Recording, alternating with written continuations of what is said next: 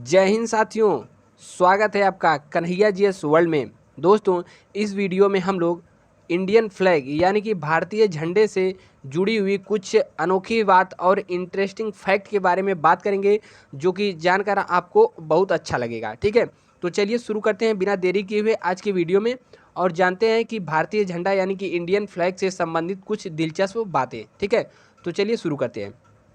देखिए, हमारे देश के भारत यानी कि भारत का राष्ट्रीय ध्वज जिसे तिरंगा कहते हैं, इसमें 3 रंग होंगे, यह तो सभी को पता होगा। एक होता है केसरिया, दूसरा होता है वाइट यानी कि सफ़ेद, और तीसरा रंग होता है नीचे वाली पट्टी हरा। और जो बीच में दिखाई देता है इसे कहते हैं अशोक चक्र, और इसमें 24 तीलियां होती हैं।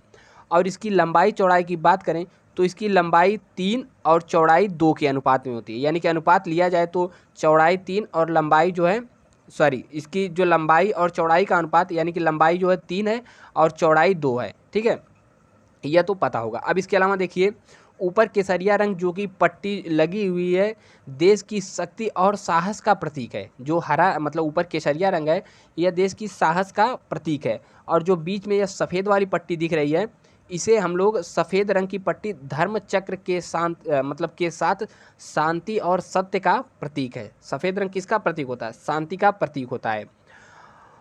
और जो बीच में चक्र है इसे विधि का चक्र कहते हैं, जो कि 3य शताब्दी ईसा पूर्व यानी कि जब सम्राट अशोक की बात कर रहे हैं, अशोक मौर्य की बात कर रहे हैं, उसके उनके जो एक शिलालेख था, मतलब सारनाथ में जो एक स्तंभ था, उसी से लिया गया है इसे अशोक चक्र को। ठीक है, इसमें 24 तीलियां हैं जो कि दिन और रात को मतलब बताती हैं कि अपना आपका जीवन गतिशील है, 24 घंटा का प्रतीक है। ठीक है, और इसके अलावा यह जो हरा रंग है यह हरियाली का प्रतीक है। इसके अलावा देखिए, यहाँ पर जो दिखाई दे रहा है कि भारतीय झंडों का इतिहास, यानी कि पहले झंडा कैसा था, 1906 में ऐसा था, 7 में ऐसा था, 17 में ऐसा हो गया, 1921 में ऐसा। तो इसको भी हम लोग देखेंगे आखिर ऐसा कैसे हुआ। अब देखिए, पहला फैक्ट, भारत के राष्ट्र ध्वज की अधिकल्पना यानी कि डिजाइन जो है किसने किया था, तो जान लीजिए इनका नाम है पिंगली वैकेया। ठीक है, क्या नाम है इनका? पिंगली वैकेया। आप लोग इनको इस फिगर में देख सकते होंगे। ठीक है, यही है पिंगली वैकेया। अब इसके अलावा इस ध्वज को 15 अगस्त 1947 को अंग्रेजों से भारत की स्वतंत्रता के कुछ दिन पहले 22 जुलाई 1947 को आयोजित भारतीय संविधान सभा की बैठक में अपनाया गया था। तो यह ध्यान रखिए कब अपनाया गया था, तो 22 जुलाई। ठीक है, 22 जुलाई 1947 को ये जो भारतीय ध्वज है इसको अपनाया गया था। अब देखिए, इसके अलावा यदि आप आए हैं कन्हैया जी एस वर्ल्ड पे पहली बार, तो यहाँ पर आप में जो लाल की बटनियाँ यानी कि लाल बटन जो दिख रही है, उस इसको क्लिक कर लीजिएगा। इसके बगल में घंटा का निशान आएगा, उसको भी क्लिक कर लीजिएगा। ठीक है, इससे क्या होगा कि हम जितने वीडियो अपलोड करेंगे आपको मिलते रहेंगे। और वीडियो पसंद आए तो लाइक करिए और दोस्तों तक शेयर करके इस अद्भुत यानी कि इंटरेस्टिंग फैक्ट के बारे में ज़रूर बताएं। अब देखिए, तीसरा फैक्ट क्या है, 30 विभिन्न देशों के राष्ट्रीय ध्वज पर पिंगली वैकेया ने 5 सालों तक शोध किया। यानी कि जो यहाँ पर एक बुजुर्ग से व्यक्ति दिख रहे हैं, इन्होंने लगभग 30 से मतलब बहुत सारे देशों के झंडों को अध्ययन किया, उस पर शोध किया, उसके बाद भारतीय ध्वज के लिए सोचा।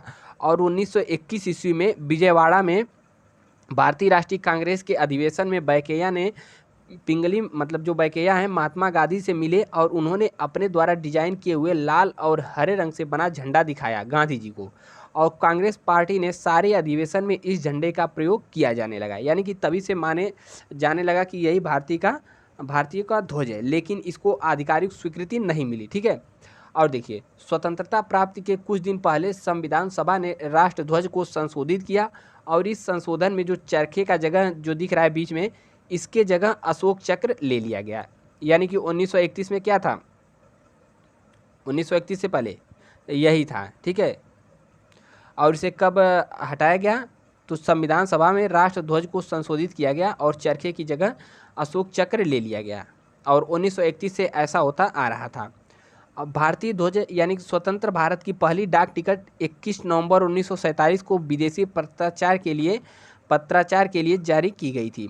अब देखिए, 26 जनवरी को भारतीय ध्वज को संहिता संशोधन में किया गया, और स्वतंत्रता के कई वर्ष बाद भारत के नागरिकों को अपने घरों, कार्यालयों, फैक्ट्रियों आदि संस्थानों में न केवल राष्ट्रीय दिवसों पर बल्कि किसी भी दिन बिना रुकावट के फहराने की अनुमति दी गई। तो ध्यान रखिए, 26 जनवरी 2002 के पहले क्या था कि जो राष्ट्रीय ध्वज था कुछ विशेष स्थानों पर ही लगाने की अनुमति थी, लेकिन 26 जनवरी 2002 के बाद आप इसे कहीं भी फैक्ट्रियाँ या फिर अपने घर कार्यालय कहीं भी इसे लगा सकते थे। अब देखिए इसके इतिहास को देख लेते हैं। तो 1904 में जो झंडा था कुछ ऐसा दिख रहा था, ऊपर केसरिया कलर, बीच में पीला वंदे मातरम लिखा हुआ और नीचे चाँद और सितारे बने हुए थे। इसके बाद कुछ संशोधन हुआ, 1907 में आया तो कुछ ऐसा दिखने लगा भारतीय ध्वज। फिर 1917 में होम रूल मूवमेंट का जो है ऐसा कुछ दिखने लगा। फिर 1921 ईस्वी में जो झंडा है ऊपर वाइट, बीच में ग्रीन और नीचे रेड हो गया।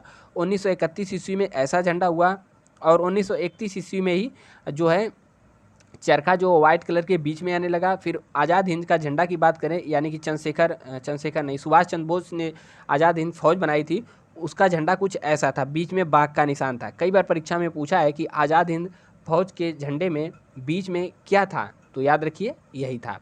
अब फिर 1947 में 23 जून को अपना झंडा ऐसा कुछ दिखने लगा संविधान संशोधन के बाद, मतलब संविधान सभा बैठने के वहाँ विचार विमर्श के बाद। अब 7वां देखिए फैक्ट क्या कह रहा है कि राष्ट्र ध्वज के संभालने और प्रदर्शित करने के लिए अनेक परंपरागत नियमों का पालन करना चाहिए। यदि खुले में झंडा फहराया जा रहा है तो सूर्योदय पर फहराया जाना चाहिए और सूर्यास्त पर इसे उतार देना चाहिए। ठीक है, नियम तो यही है कि सूर्योदय पर फहराया जाए और सूर्यास्त से पहले उतार देना चाहिए। कुछ विशेष परिस्थितियों में ध्वज को रात के समय सरकारी इमारतों पर फहराया जा सकता है। 8वां फैक्ट है कि वर्ष 2002 से पूर्व भारत के राष्ट्र ध्वज को राष्ट्रीय त्योहारों को छोड़कर आम जनता यानी कि सार्वजनिक रूप से नहीं फहरा सकती थी। 2002 से पहले हमने पीछे भी बताया था, लेकिन उद्योगपति नवीन जिंदल ने दिल्ली उच्च न्यायालय में यानी कि दिल्ली हाई कोर्ट में इस प्रतिबंध को हटाने के लिए जनहित याचिका दायर कर दी, यानी कि PIL, और इनके पक्ष को सभी ने स्वीकारा और 26 जनवरी 2002 से संशोधन किया गया और जो है झंडा आम लोगों को फहराने की अनुमति दे दी गई। तो याद रखिए 26 जनवरी 2002 से झंडा आम लोगों के लिए छोड़ दिया गया, मतलब कि आप भी फहराइए, आम जनता के लिए भी। 9वां फैक्ट कह रहा है कि भारत के राष्ट्रीय ध्वज में ऊपर की पट्टी का रंग केसरिया, ठीक है केसरिया है, बीच का रंग सफ़ेद है और उस पर 24 तीलियों का चक्र और नीचे की पट्टी पर हरा होना अनिवार्य है। ठीक है, तो ध्यान रखिए अपना भारतीय झंडा ऐसा ही झंडा होना चाहिए। अब भारतीय झंडे का हमने इतिहास देख लिया, कुछ ऐसा ही था। तो उम्मीद करते हैं कि आपको वीडियो पसंद आया होगा। यदि वीडियो पसंद आया हो और आप अभी तक देख रहे हो तो यहाँ पे जो लाल बटन है इसको क्लिक करके घंटा के निशान को भी दबा लीजिए, ताकि आपको वीडियो ऐसे ही मिलते रहें। ठीक है, मिलते हैं नेक्स्ट वीडियो में, तब तक के लिए जय हिंद, स्वस्थ रहिए, मस्त रहिए और देखते रहिए कन्हैया GS वर्ल्ड।